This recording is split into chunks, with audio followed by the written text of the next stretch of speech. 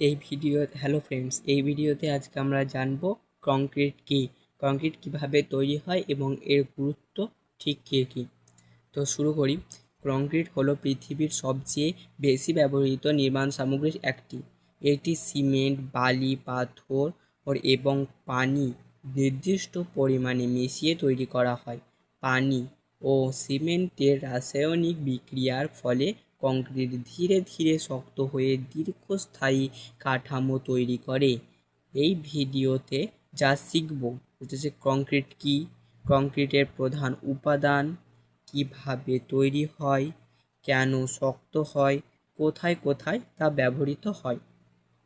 ভালো কংক্রিট তৈরির নিয়ম। সিভিল ইঞ্জিনিয়ারিংয়ে কংক্রিটের গুরুত্বটা ঠিক কী সেটিও আমরা জানব। তো চলো শুরু করি। কংক্রিটের প্রধান উপাদান সিমেন্ট, বালি, পাথর, পানি। কংক্রিটের ব্যবহার বড় নির্মাণ, ফাউন্ডেশন, কলম, বিম, ছাদ, রাস্তা, সেতু, কালভার্ট, ড্যাম ও শিল্প কারখানা।